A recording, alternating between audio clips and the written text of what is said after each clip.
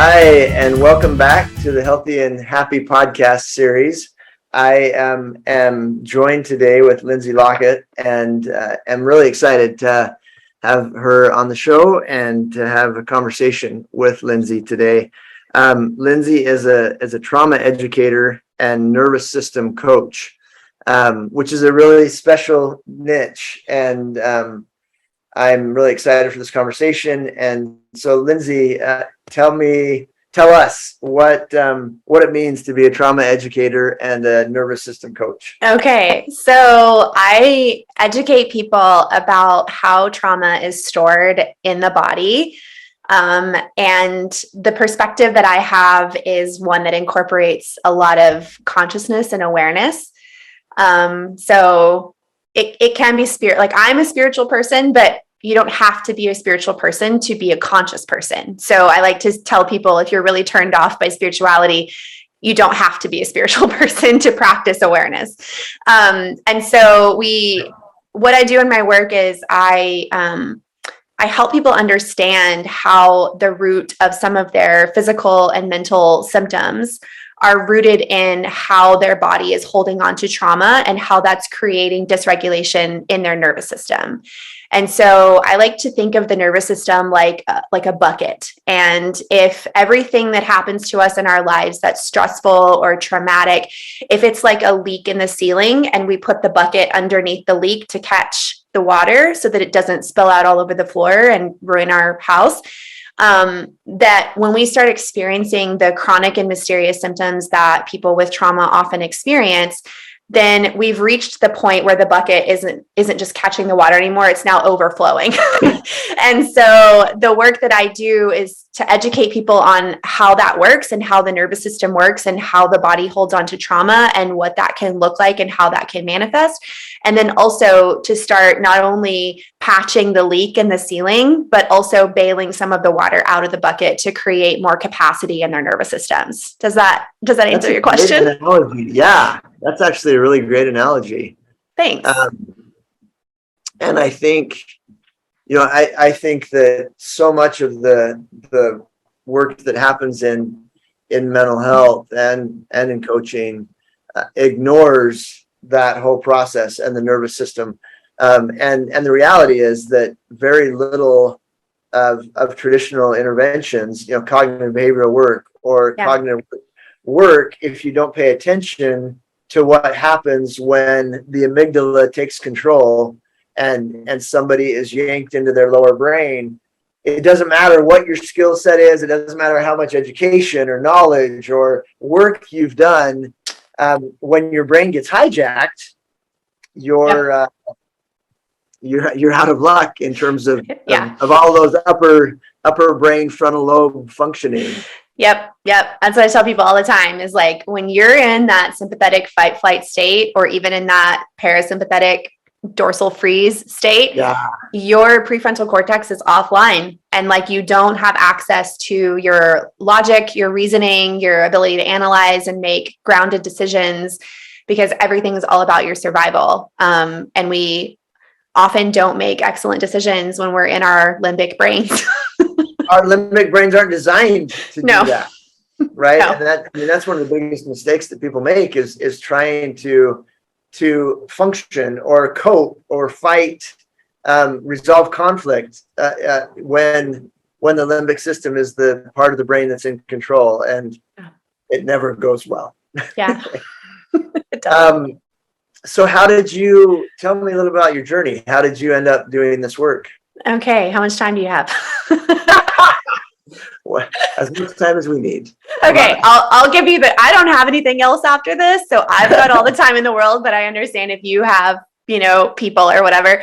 So I'll try to give you the Cliff's Notes version. So I was raised in the Texas Panhandle. I grew up in the Bible Belt in the South, and religious trauma is a huge, huge piece of my puzzle.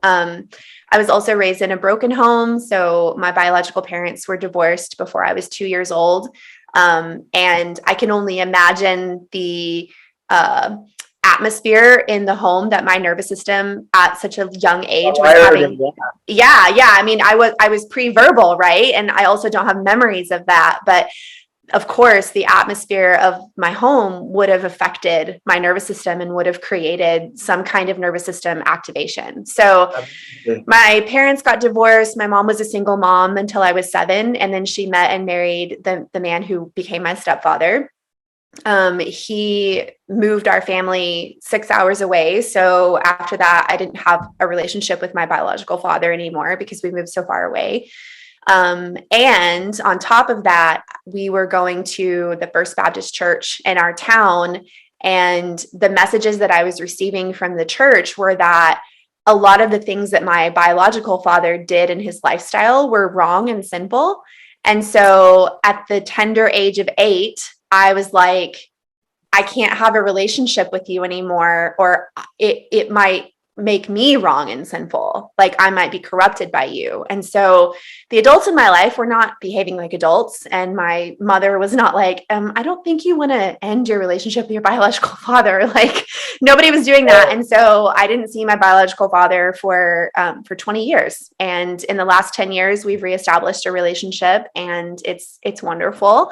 I'm super grateful to have him in my life, but yeah, it was just so much indoctrination about things. And then the adults in my life not acting like adults. And now I can look back and I can see that they were doing the best that they could with the nervous system resources that they had, and the little or no trauma education that they had. And of course, being a child in the 80s and 90s, like back then, mental health was very stigmatized. Going to therapy was very stigmatized. And so those things like just were not accessible to my parents. And then the religious part was like, I found a lot of solace in religion because I had so much dysfunction and unrest in my home growing up. My stepfather was abusive, physically, verbally, and emotionally abusive. He had a very big temper. He was a recovering alcoholic who was basically like a dry drunk. So like he didn't go to AA, he didn't work a program, anything like that. He just didn't drink. And so just a lot of crap in his life that spilled out onto us kids. So church became like a solace for me because it seemed to offer me the peace and the certainty that I was missing at home. And so I bought into it, hook, line, and sinker, became very involved in church, went every single time the doors were open, Sunday school, youth group, church camp, all the things.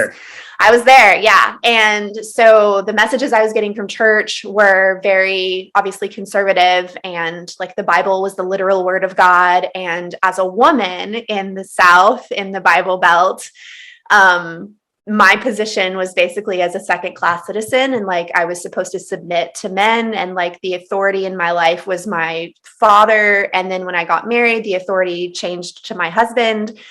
I got married when I was 19. I'm still married to him, actually. So I got married when I was 19, had my first baby at 20, had my second baby at 21. Yeah.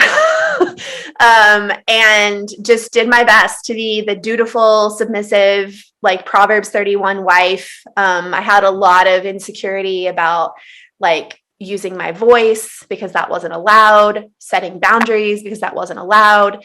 I had a lot of stuff about like my body because I was told that if my body wasn't covered and if I wasn't modest, then I was causing other men to sin if they looked at me with lust. And so I was somehow responsible for that. And yeah, after my daughter was born in 2005, I had really, really terrible postpartum psychosis and anxiety. And that was the first time I ever took an SSRI. So I was prescribed Lexapro, which I took for 10 months. And Lexapro completely and totally like numbed me. And I don't actually remember my daughter's first year. Like I don't remember her first word or when she walked, or like I don't remember any of that because I was just checked out. And one of the ways that I coped with anxiety, which I didn't even realize until I was in my late 30s, that I coped with anxiety by needing to be constantly busy because the sensation in my body was like this constant buzz. And That's right. the only way I knew how to that. cope with that was to just keep moving and keep doing. And so I don't have OCD in the way that like I'm afraid of germs or contamination or something like that, but I became very obsessive compulsive about cleaning because that helped me like release some of that buzzing energy by being There was busy. a way to channel what was going on, that energy. Totally. And it was like the feeling that I was looking for was the feeling that I would get after I would clean my whole house and I would sit down and I would have that like sigh of relief. Like that was the feeling I was constantly searching for. And the only way I knew how to get it was through cleaning my house.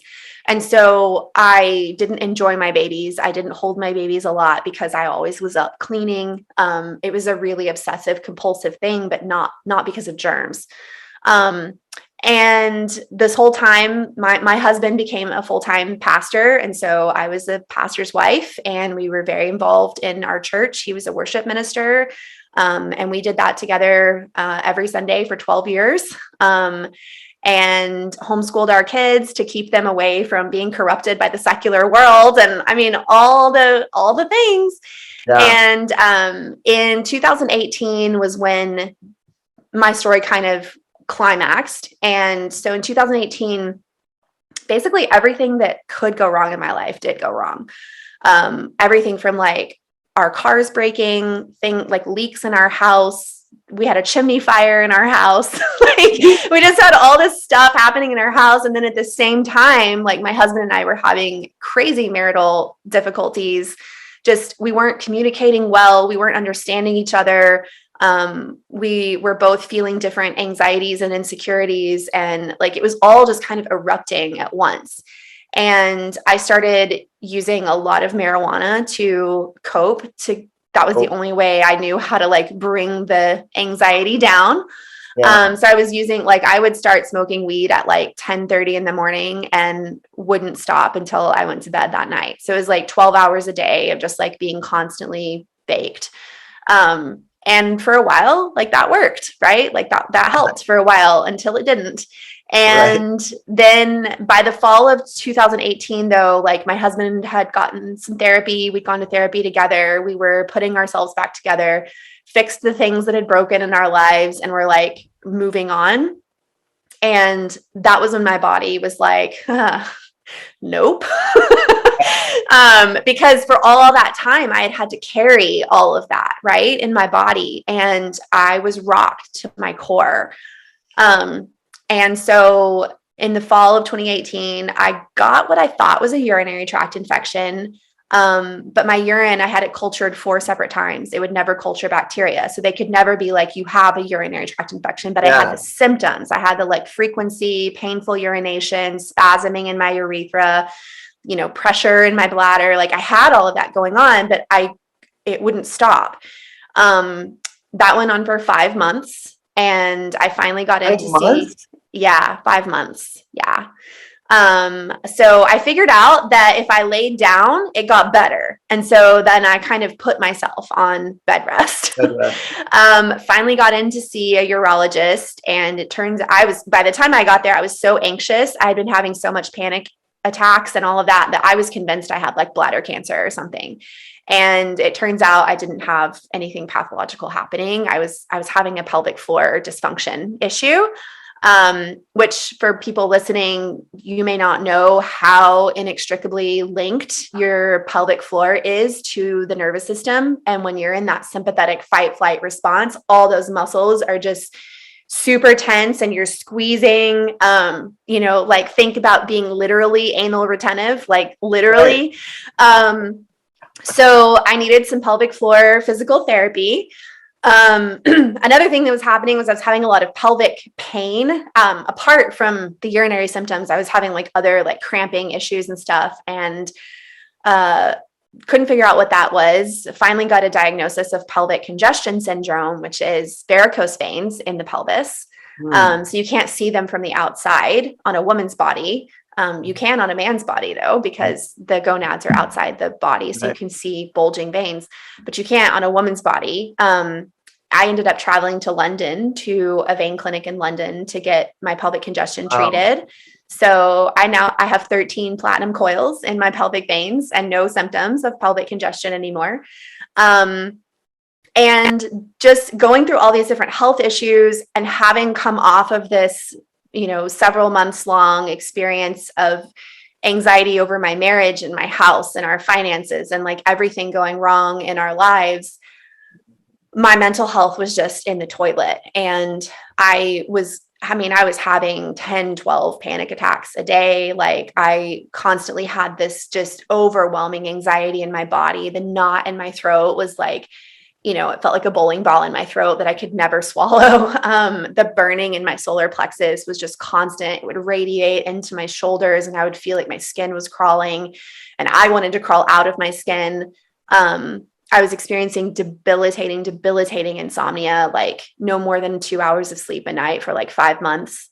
I felt like I was going crazy. I would scream at night. My husband would have to like lay on top of me because the weight of his body was like the only thing that made me feel like I was okay. And I eventually attempted suicide on March 7th, 2019. My husband caught me. I'd been ideating for like 2 months and he knew I was ideating. And he had tried, you can't babysit a full grown adult all the time. So, he had tried, every way he could to support me. And so I wasn't suicidal because of a lack of support. Like I'll say that, like I was surrounded by people who loved and cared about me. And I still really believed that my life had gotten to this point and there was no way out of it. And I really did not think that I would ever be able to feel peaceful or happy, or to function again. And so by the time I attempted suicide, I had lost so much weight that I like was unrecognizable. I mean, I was like skin and bones. I felt like I was shriveling up and dying. I was still eating. Like I knew I was losing weight and it was concerning. So I was just eating and eating, trying to keep it on. But it's like the more I ate, the more my body, like I would lose sometimes 5 pounds in a week. Like it was crazy. So I checked myself into inpatient mental health care. I knew I was going in for psych meds. At that point, I was happy to go in for psych meds, to be honest. Help, right? Yeah, and I have a background in the health and wellness industry. I was a professional food blogger for like 7 years, and I'm a certified health coach, and so I worked with people on supplement protocols and elimination diets, and I wrote paleo and keto and vegan recipes, and like I talked about supplements, and like I was in, right? And when I got to the hospital on that cocktail of psych meds, that was the only thing making me sleep at that point. It just kind of hit me like, if all of that restrictive healing, dieting, and all of those supplement protocols had been what I had needed to be well, I would have been well. Like I was a professional at it. Right. And I wasn't well. Like I was sicker than I'd ever been in my life, despite the fact that I was taking more supplements than I'd ever taken. And I was eating like the most restrictive healing diet I possibly could. I mean, we're talking no sugar, no caffeine, no alcohol, no grains, no dairy. Like we're talking like super restrictive, right? Like bone broth and turmeric, So I just had this realization, if that had been what I needed to be well, I would have been well. And it was like, I felt like the system that had told me that if I just ate the right way and I just took the right supplements and I just worked with the most natural practitioner, that's what I needed to be well. And I had been doing that for like 10 years and I was sicker than I'd ever been. And so that like gave me permission to let go of that paradigm. And then I started learning about the brain and the nervous system. And when I started learning about the brain and the nervous system, I started implementing somatic stuff. So I was doing bottom up stuff, and I started implementing brain healing stuff. So I was doing top down stuff. And the healing that I had been looking for like a decade, like came really fast. And that doesn't mean it was easy. Because I feel like the brain healing and the nervous system healing, some of those can seem really tangible. The intangible thing that was really necessary for me was the awareness and consciousness piece. And it was really waking up to the truth that I had all of this trauma stored in my body from probably when my mother was pregnant with me, right? Like I had all this trauma in my body. I'd never been able to like feel it or release it somatically and process it and metabolize it and integrate it like that. I'd never had that experience before. My nervous system was completely full, right? The bucket was totally full because the ceiling had been leaking my whole life, Right. and the bucket's overflowing. And so I had to become aware of that and of how that overflowing bucket was informing how I operated in the world. And I had to make the unconscious conscious and be able to not judge myself and not criticize myself, but to have radical compassion for all the ways that I had clumsily stumbled through my life adapting to survive. And that at one point, some of those adaptive mechanisms really served me because I survived, but they're not serving me anymore. And so I have to be willing to become conscious of those things, to feel what that's like in my body, to feel the discomfort of that in my body, and to know that I can still be okay, and then make the conscious choice to do something different. And so I learned how to rewire my brain with neuroplasticity. I learned how to regulate my nervous system. I learned how to process feelings that had been stored in my body out of my body. And I did it all myself because I'd been to therapy. I'd had EMDR. I had done coaching. Like I'd had all that before, and it was not, I won't say it wasn't helpful, but it wasn't helpful anymore. And so I just started doing it all myself. I became my own guinea pig. And so I just started experimenting with different things. And I was like, what do I have to lose? Right? Like, what do I have to lose? I've already been to the brink of death and tried to kill myself. Like, what do I have to lose? Right. So I had nothing to lose. I had nothing to fear anymore. And so I just jumped in with both feet. And I don't know, about a year into it, I was like, I don't think my purpose in this world is to be a food blogger and a health coach. Like that just doesn't align. It doesn't fit. So I stopped posting as often on my website, and I stopped investing my time into my food blog. And at that point, I was making a full-time income from it. So I just like stopped, and I told the universe in March of 2020, I was like, I'd be willing to sell this if the right person came along. I would sell it. And almost to the day, and I never told anyone but my husband, never told any of my food blogger colleagues or friends. I never announced it on Instagram. I never put an ad out, nothing. Almost a year to the day later, I woke up one morning to an email that was like, hey, we really love your website. Would you be interested in selling? And so I was like, I haven't thought about this in a while. Right. I ended up meeting with them, and in June of 2021, we closed on the sale of my website. And the same week, my husband left his job, and now we work full time from home together doing this business, holistic trauma healing. Then I started posting what I was doing on Instagram as well. And for me, it was just, I've always been someone who's very transparent about what I'm going through. And I don't believe in like hiding my struggles. Because I think there's more people out there that need to know that there's people who understand what they're going through. Absolutely. And I was just posting like organic stuff. I started my podcast, so I would post quotes from the podcast. And then pretty soon, without me ever advertising or anything, people were like, are you coaching? I want to hire you. Like, I want to work with you. And so I was like, well, I am a certified health coach. I don't know why I couldn't carry that over and teach people what I know about the nervous system and trauma. So I started trauma coaching and nervous system coaching. And now I teach a nervous system workshop about every 6 weeks. I have a group program called Nervous System Hygiene. At this point, between the workshop and the group program, I've taught over 800 people about their nervous systems. I do one-on-one coaching for people. I'm actually completely full. My coaching schedule is completely full right now. And yeah, we just hired a VA. I've never hired a VA before, but I have a VA for the first time in my life. And my business is on track to hit 6 figures this year. So it's pretty exciting. And whether I hit 6 figures or not, I literally couldn't give a shit. Like I love, love, love talking about the nervous system, helping people feel their feelings, but process, metabolize, and integrate that trauma, find meaning in it, and then show up differently in their lives. So I'm just really blessed that I get to be paid to do that. Right. So that's my story. What a great story. What a great journey. And thank you for being so vulnerable and open. You hit on some things that are really, really important. And first and foremost, I mean,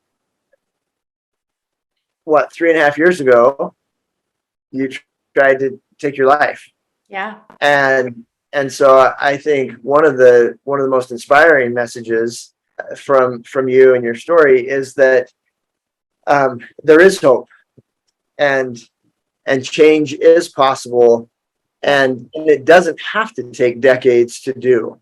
Nope. Even deep, we call it second order change, even second order change where you're rewiring the brain can be accomplished fairly quickly. I mean, 3.5 years is still 3.5 years, but it's really, really cool that you're where you are.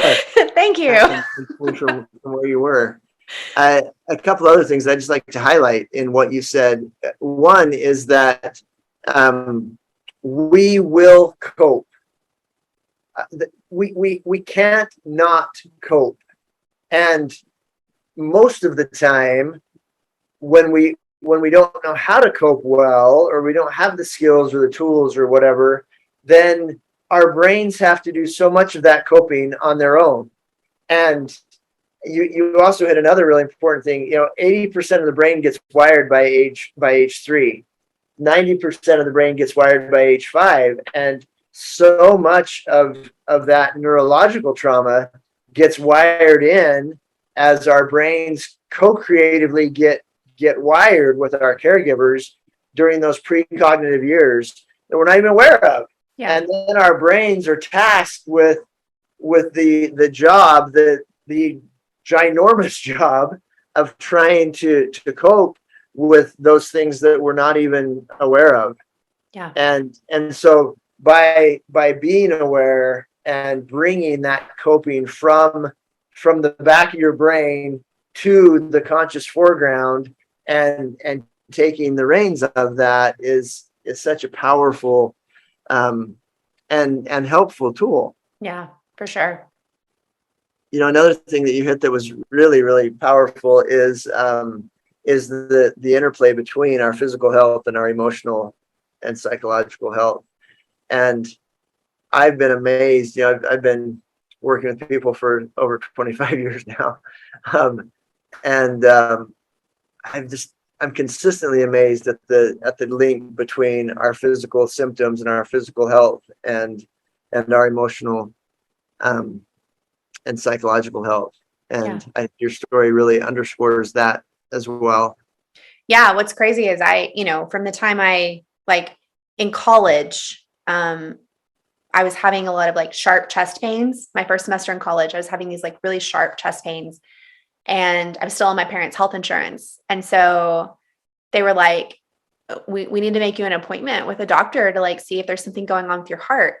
So I did. I went and had an EKG, and then the cardiologist gave me one of those portable, it's you put sensors on your heart and then you wear it for 24 hours and it records everything your heart does. And then you give it back to them and they read it. Yeah. And there was absolutely nothing wrong with my heart, nothing. And it was panic attacks. I did not know that chest pain at 19 years old was panic attacks. And so I had been dealing with anxiety my whole life. When I remember being in elementary school and going to the nurse's office once a week because I had a tummy ache. And now I can look back and I'm oh my gosh, I have so much compassion for that little child version of me, because I didn't even have words to explain what I was feeling in my body as a result of my home environment. But my body was still carrying the dis-ease from it, right? Even though it wasn't a diagnosable thing, it was still dis-ease. And I'd been carrying all of this for so long and had never been able to process or make sense of it or metabolize it or integrate it. And to be able to do that resolved the physical symptoms. And so now I know I can look back over the decade plus that I spent on what I call the hamster wheel of wellness, which is just constantly throwing supplements on the wall like spaghetti and hoping it sticks, and hopping from practitioner to practitioner, and this week I'm eliminating dairy and that's not working, so next week I'm eliminating nuts. And I spent over a decade on that. And I'm grateful because it taught me like how to nourish my body. I learned how to read food labels and I learned how to avoid GMOs and like I learned all of that. I'm really grateful for that. But it also like put me in this really icky place of feeling like I had to micromanage my body. And it was like a control that I had to have over my body, which you can look and see mirrored in the rest of my life. Like needing things to be constantly clean is control, needing to control how people perceive me, needing to control my children not being corrupted by the secular world. So I chose to homeschool them. Like the theme of my life has been control. And the lesson I'm here to learn in this lifetime is letting go of control. And for someone who wants to control everything, that literal anal retentiveness and like uptightness, right? I'm carrying it in my body. My body is keeping the score. Like I say all the time, our bodies keep the score and our nervous system is the referee. Like, you know what I'm saying? So, yeah, it's crazy that I'm healthier than I've ever been. And I take almost no supplements and I don't restrict anything that I eat. Yeah, that's really cool. And there again, it's our systems have to deal with what we've experienced and what goes on with us. And if we're not coping with those things in healthy ways, then our systems do the best they can, right? Yeah. And it's, you also can't do what you don't know. That's exactly right. Yeah.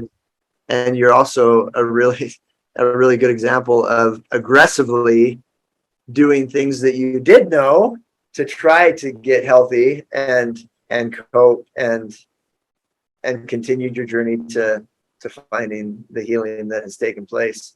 Let's talk for just a minute about some of the science there. And then I want to come back to another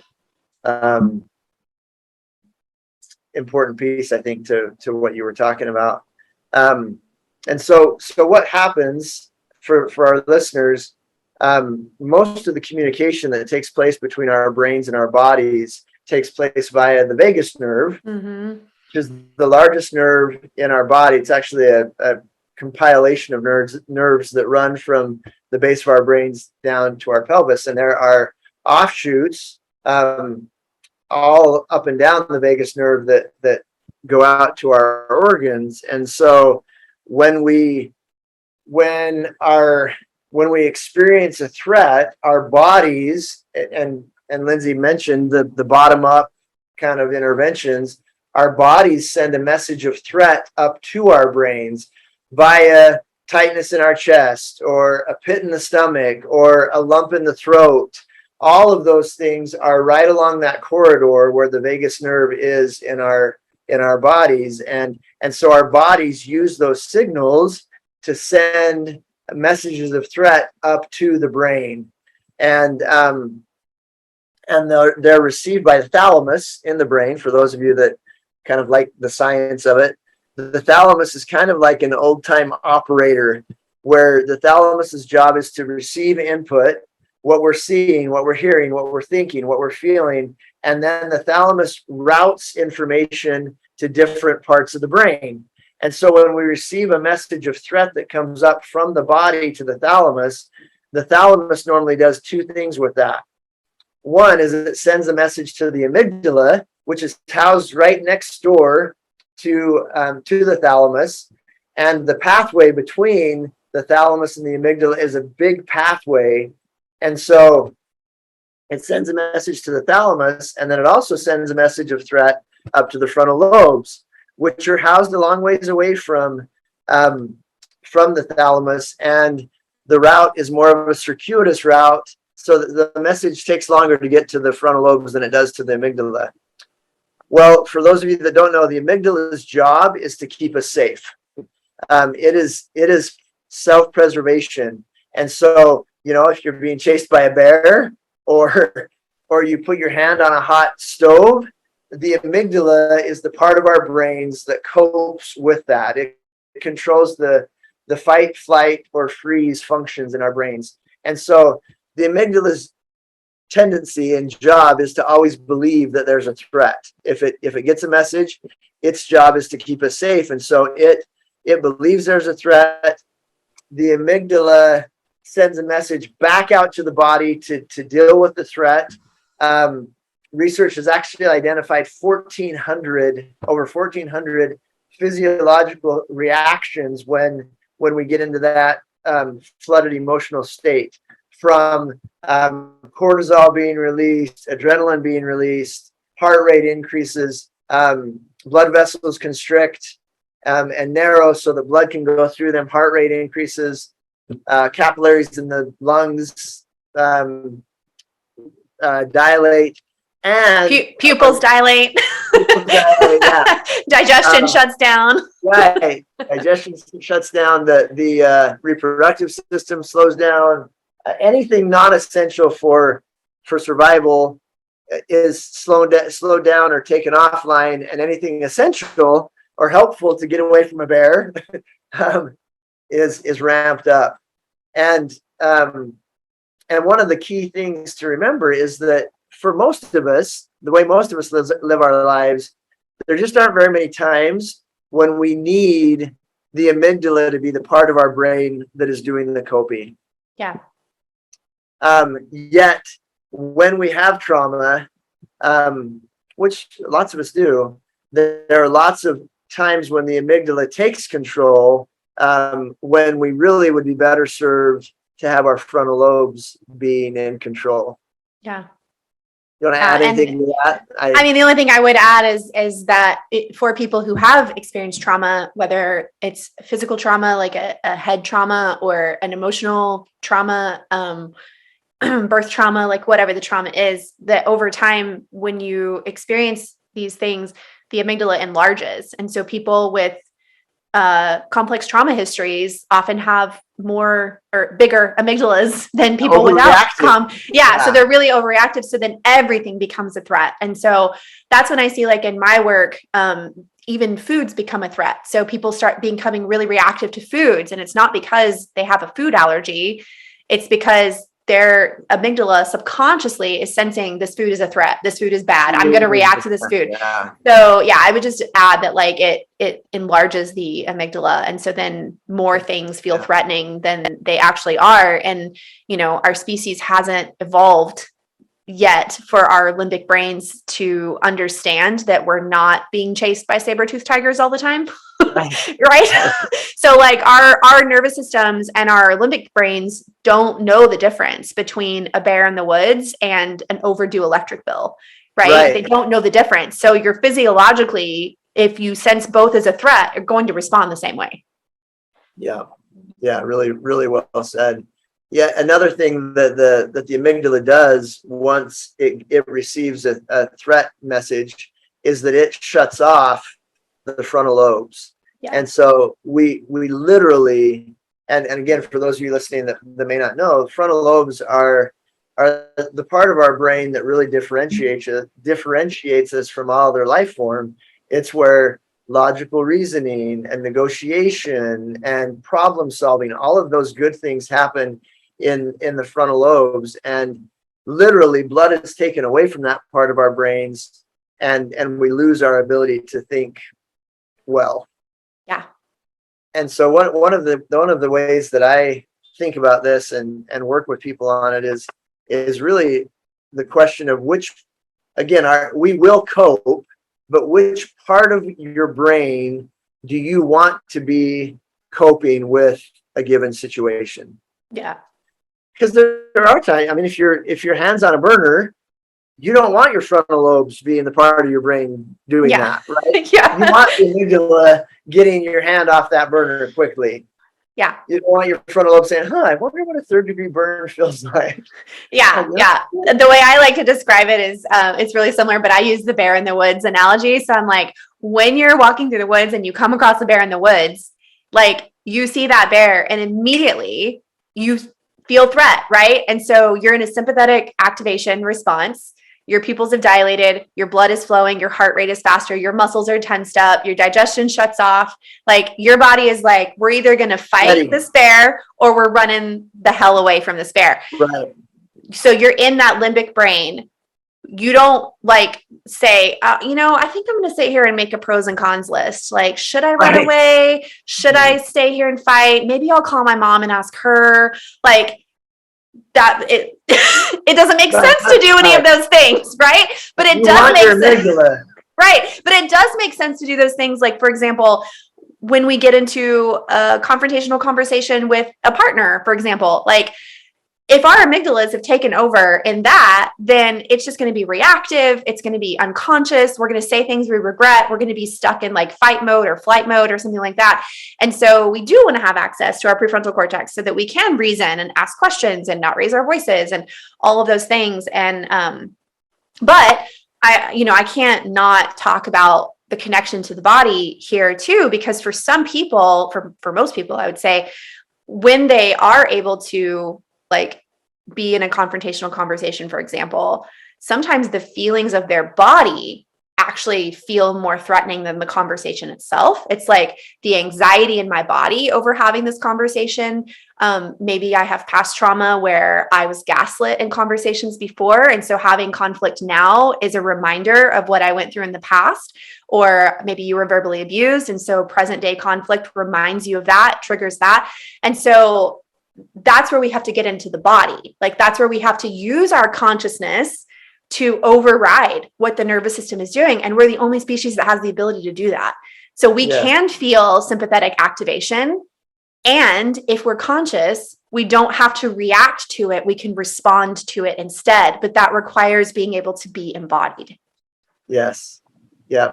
And taking the time to be able to get the frontal lobes back online. Yeah.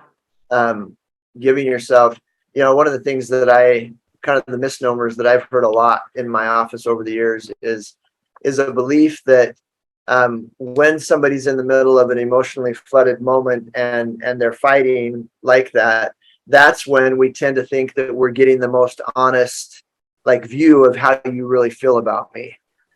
And it's simply not the case, because when you are in fight, flight, or freeze, the objective of the brain in those moments is self-preservation. And so we say things we normally wouldn't say. We do things we normally wouldn't do, because the goal is either to hurt you or to get away from you, right? And that's a very different objective than the objective being to connect with you, to work through this problem or whatever with you. So it's the brain has a very different objective during those times. And so those are not the most honest times. Those are the times when, if I know that you're insecure about your parenting, or if I know that you're insecure about whatever, whatever your button might be, that's when my brain is going to say, oh, that's a good weapon. Ha ha. I'm going to get her right there. Okay.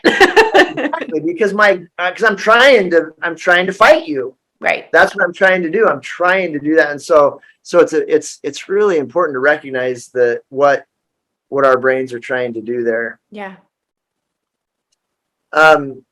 You brought up another thing that I think is a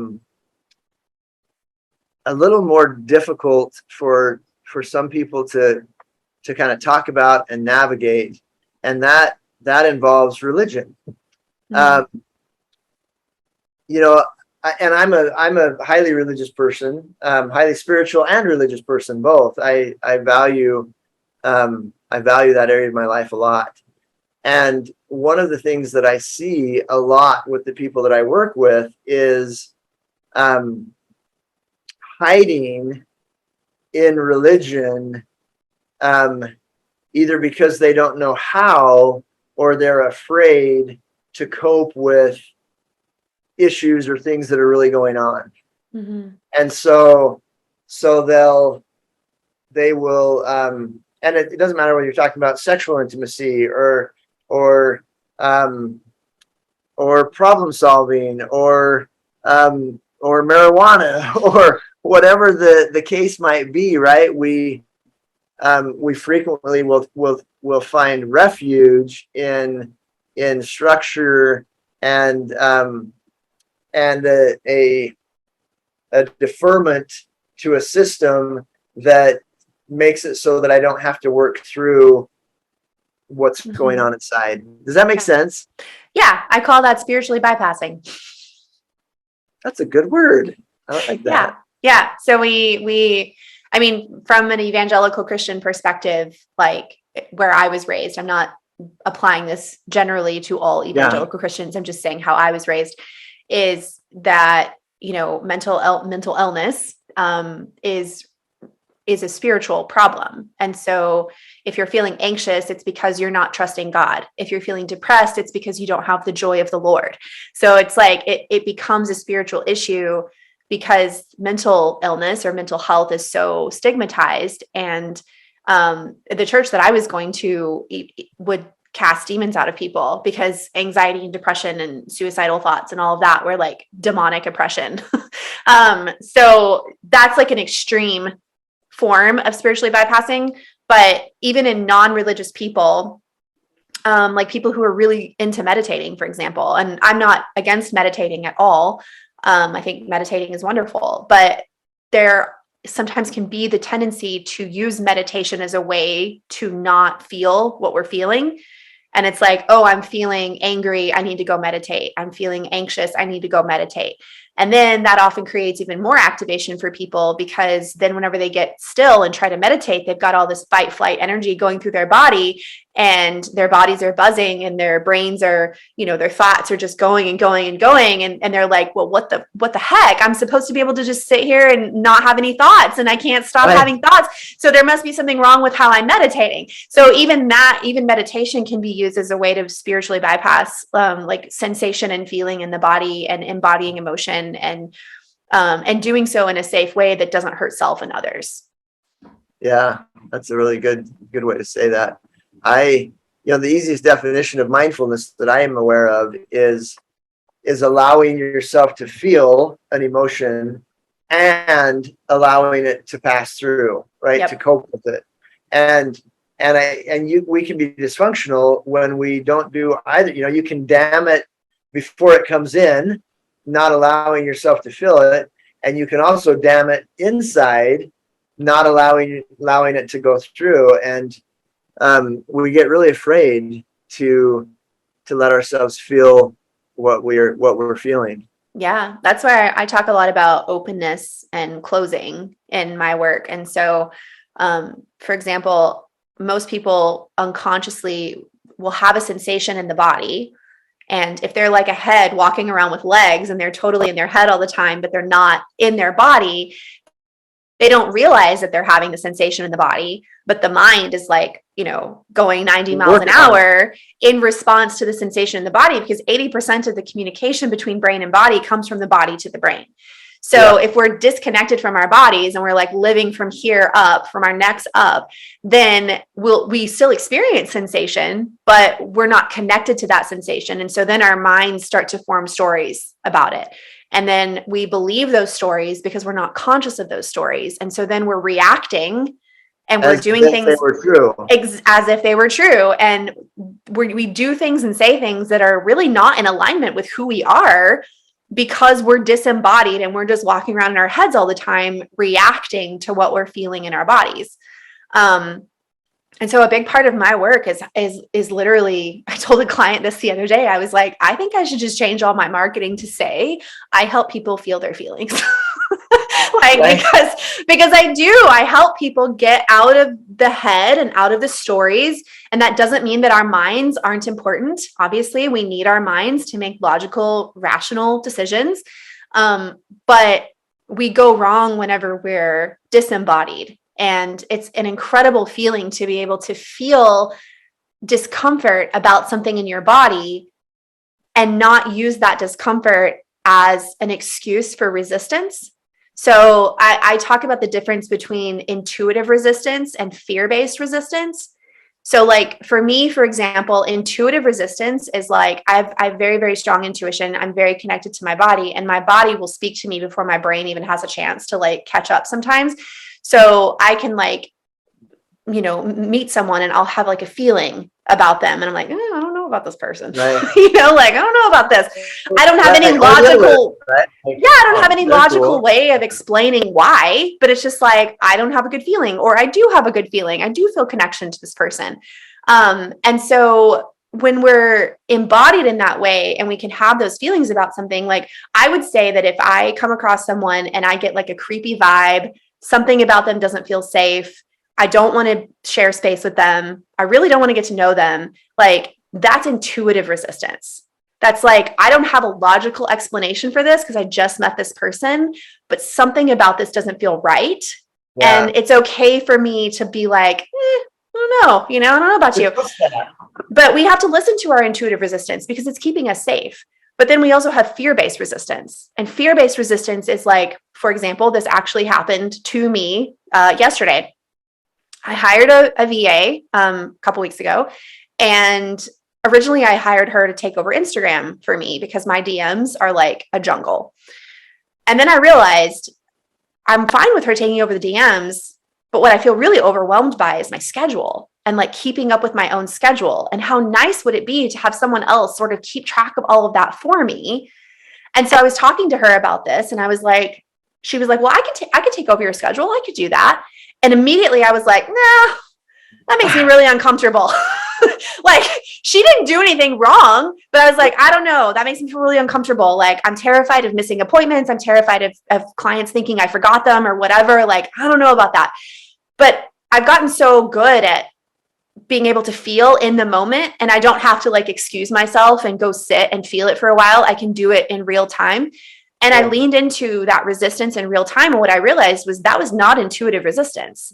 That was fear-based resistance. I was resisting an opportunity to let go of control. And I didn't want to because it made me uncomfortable.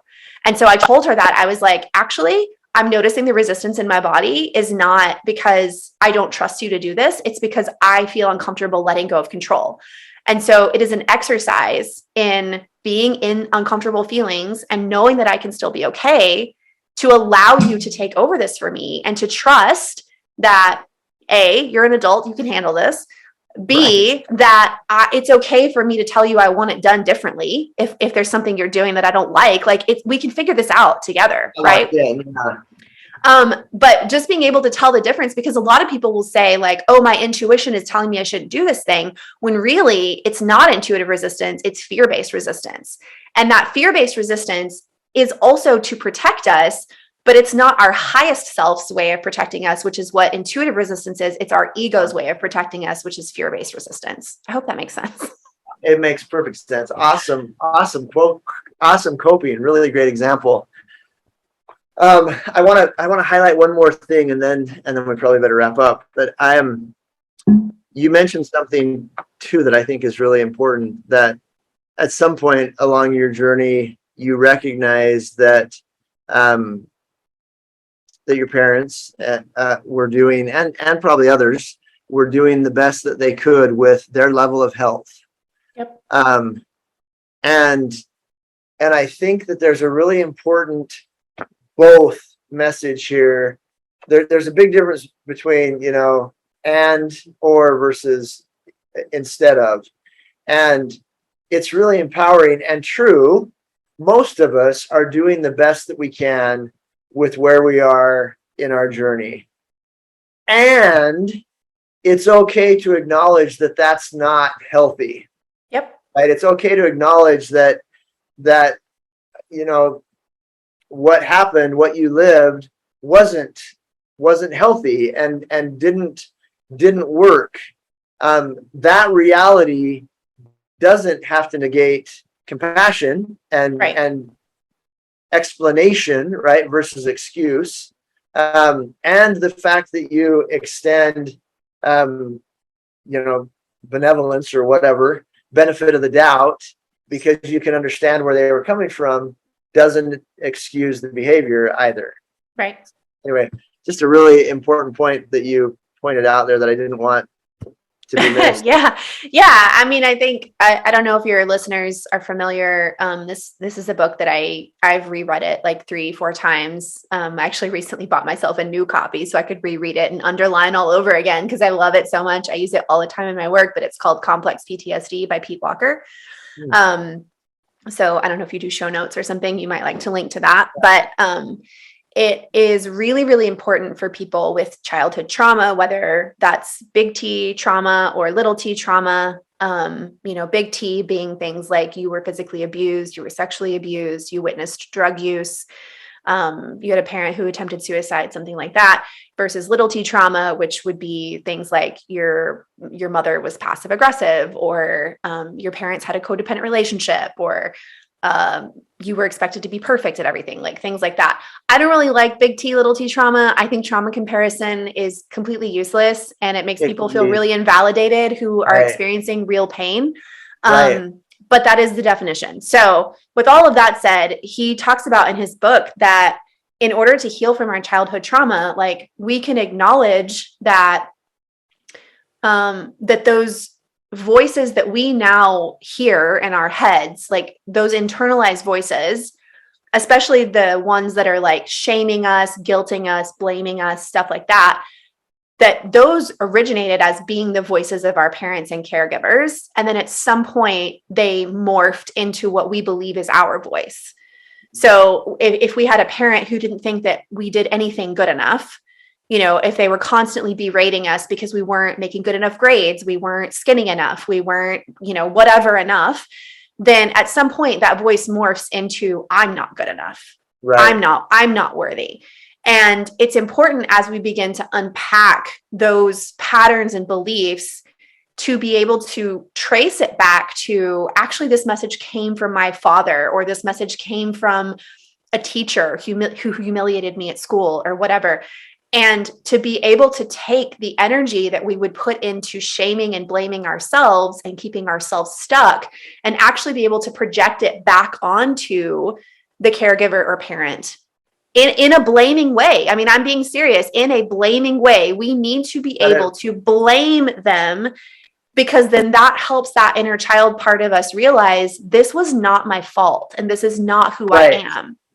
And only when we can actually take that blame and shame and turn it back on our parents and realize, like, actually, they weren't doing a good enough job.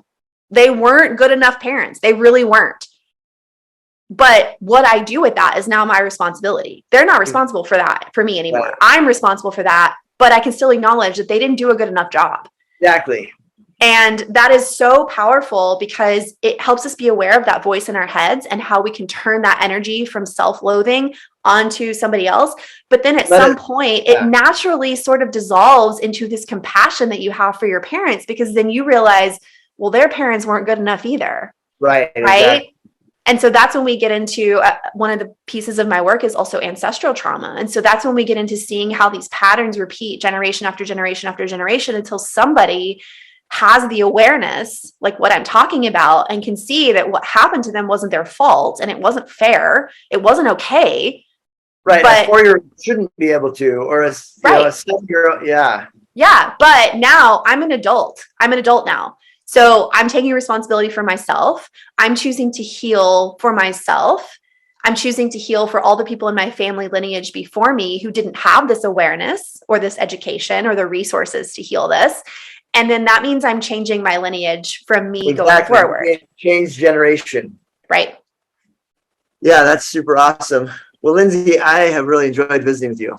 Thanks. I appreciate you having me. And it's obvious that you're doing really great work. Thank you. Where's the best place for people to find you? On Instagram, I am Lindsey Lockett. That's my handle. I am Lindsey Lockett. Lindsey's with an EY, not an AY. And then my website, lindseylockett.com. I teach a nervous system workshop. There's links for that. I have a group program. There's links for that. My podcast is called Holistic Trauma Healing. You can listen to it anywhere that you like to listen to podcasts. And I'm not currently accepting clients for coaching because I'm all full, but I have a wait list if people want to get on it. Cool. Any closing remarks that you'd like to share? I don't think so. This is great. I appreciate you having me on. Awesome. Yeah. Thank you so much. I really, really appreciate your time. For sure.